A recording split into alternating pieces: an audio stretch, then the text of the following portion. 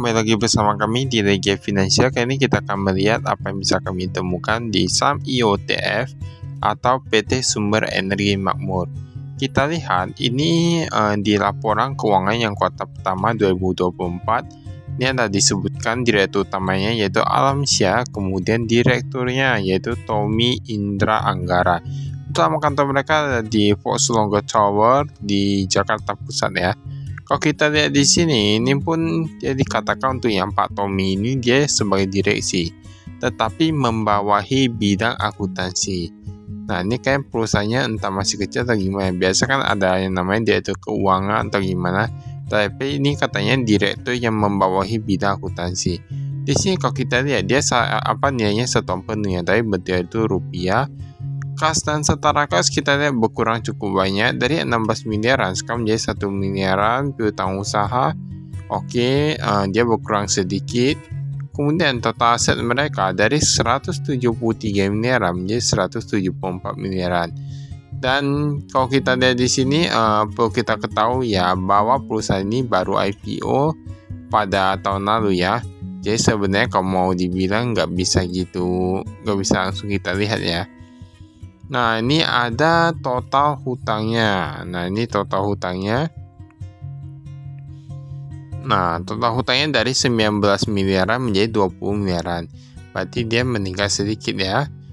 Dia meningkat sedikit, utang usaha pun meningkat, utang bank jangka pendek juga ikut meningkat, tapi ini kayak hutangnya ini agak meningkat.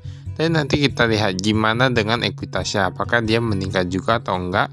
Ekuitas dia meningkat dari 154,2 miliaran sekarang menjadi 154,5 miliaran. Tetapi kalau menurut kami dia nggak sebanding dengan peningkatan hutangnya ya. Berarti kan peningkatan hutangnya itu lebih besar daripada peningkatan ekuitasnya. Nah, itulah yang perlu kita lihat.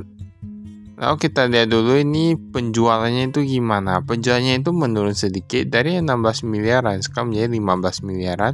Ini kayak perusahaan memang agak kecil ya, karena dia penjualannya kayak gitu besar sih. Beban pokok penjualan dari 11 miliaran menjadi 9 miliaran. Dia berkurang cukup banyak. Pokoknya labanya itu dari 560 jutaan sekarang berkurang jadi 300 jutaan. Nah, itu kan kita belum lihat lagi yang apa ya. Kita belum lihat lagi yang pembayaran kepada pemasok dan lain-lain. Di sini dikatakan pembayaran kepada pemasok dia meningkat dari 11 miliaran menjadi 24 miliaran. Nah, ini berarti kemungkinan besar itu labanya saya bisa lebih tinggi lagi ya. Tapi nggak bisa lihat gitu juga. Mengapa? Karena ini perusahaannya itu baru IPO. Nah, dia banyak walaupun sudah setahun, tapi kita nggak bisa langsung lihat. Menurut kami ya, untuk perusahaan IPO, kalau kita mau lihat secara detailnya, maksudnya secara secara lebih jelas, kita perlu lihat 2 hingga tahun kemudian. Saya 3 tahun kayaknya. 3 tahun baru bisa lihat lebih jelas ya. Ini ada komisaris direkturnya. Karena kan segalanya itu gak bisa langsung berjalan ya. Jadi sebuah perusahaan itu IPO kita perlu lihat 3, 4, 5 tahun kemudian. Nah, itu baru bisa agak jelas. Saya 3 tahun udah cukup. Ini kasnya kita lihat dari 6 jutaan sekarang menjadi 2 jutaan. Nah, ini agak kecil nih. Nilainya ini agak kecil ya. Kita lihat sendiri. Ini jumlahnya, ini bahkan ada disebutkan juga untuk yang virtual account. Berarti entah karena pelanggannya ada yang bayar pakai virtual account atau gimana. Nah, ini ada yang virtual account. Baik-baik mereka pun simpan di bank BCA, tapi itu udah menurun ya nilainya. Utang usaha kita lihat. Nah, ini ada PT SGMW Multifinance Indonesia. Kemudian dan lain-lain. Ini bahkan ada pakai nama nih. Masih belum pakai PT, pakai nama, yaitu agak cukup wajar ya. Dan kita lihat dulu untuk cash flow-nya, wah ini agak macet ya. Sebenarnya mau dibilang pun macet sih. Bukan macet ya, maksudnya sedikit macet cash flow-nya, kayak agak kurang lancar ya kalau kita bilang cash flow-nya. Mengapa? Karena ini sampai 3 miliaran dibandingkan dengan yang total yang belum jatuh tempo itu agak sedikit, sedangkan yang total yang dia agak lama belum dibayar itu 3 miliaran. Ini agak cukup banyak menurut kami ya.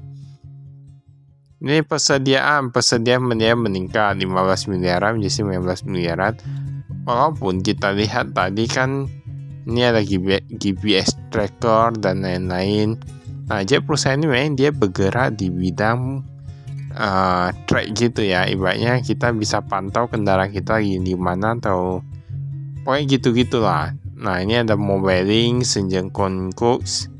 Jadi, kalau kita lihat di sini, ini uang muka pembelian pun meningkat. Menurut kami ya, ini perusahaannya dia kan kemarin tahun lalu baru IPO. Jadi mereka masih fokus untuk membeli barang-barang yang diperlukan ya, persediaan diperlukan untuk bisa ekspansi dengan modalnya. Jadi kita masih belum lihat sebenarnya kedepannya prospek bisnisnya itu, maksudnya kalau udah stabil itu gimana. Itu mengapa kami bilang kalau perusahaan IPO itu kalau lebih bagusnya ya kita lihat ketika 3 tahun ke depannya itu, jadi agak bisa lebih nampak gitu. Ini ada aset tetapnya bisa dilihat di sini. Kan biasa kan ada perusahaan IPO itu tipenya itu dia pakai uangnya untuk bayar hutang atau untuk ekspansi atau dan lain-lain gitu lah ya. Ini ada utang usaha, ada Telkomsel, sarana utama dan lain-lain. Utang bank jangka pendek, OCBC dan Bank Jobi aja ya mereka ya. Dan ini memang agak gak gitu besar sih. Kecuali kalau perusahaan besar biasanya dia pakai banyak bank, misalnya utang sama banyak bank, gitu-gitu lah ya. Ini biaya yang masih harus dibayar. Ada jasa profesional dia menurun. Lalu ada BPJS sudah gak ada, listrik dan air. Ini nenek gak gitu banyak ya kalau kita lihat di sini. Jumlahnya gak kecil sih.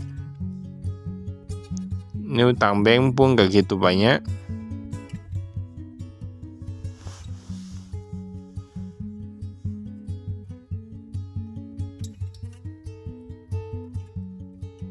Nah, ini pemegang sahamnya. Kalau kita lihat di sini, untuk pemegang sahamnya itu masih belum ada perubahan, di mana masih dipegang oleh 3 orang ya. Untuk yang masih pemegang saham terbesar kalau kita lihat di sini. Penjualan ini kayaknya meningkat pendapatan jasa ya. Pendapatan produk kayaknya nggak gitu meningkat, berarti mereka akan ada jualan produk juga, mungkin penjualan alat tracker gitu. Tapi kalau kita lihat di sini, ini dia yang jasa ini dia meningkat ya. Dan nanti kita lihat dulu untuk beberapa tahun berikutnya. Ini ada beban usaha, gaji dan tunjangan. Oke, dia meningkat dari 1,3 miliaran menjadi 1,9 miliaran. Perjalanan dinas. Wah, ini perjalanan dinas ini banyak kali. Ini entah karena apa, tapi kalau kita lihat perjalanan dinas ya, baik kita anggaplah 300-an jutaan, hampir sebanding dengan labanya 300-an jutaan. Misalnya kalau perjalanan dinas itu menurut kami ya, kan mereka ada kasih untuk stafnya uang makan, nanti uang makan pagi, siang, malam, ada lagi uang dinas, ada lagi uang transport dan lain-lain. Nah itu misalnya kalau dinasnya gak gitu penting, ataupun hanya tujuan jalan, itu mungkin bisa dikurangi ya, agak biayanya bisa apa. Tapi kan ini semua tergantung internal perusahaan, kita nggak bisa bilang ya. Ini tingkat kenaikan gaji 7% per tahun, kayak oke lah ya. Nggak gitu besar dan nggak gitu kecil, sedang.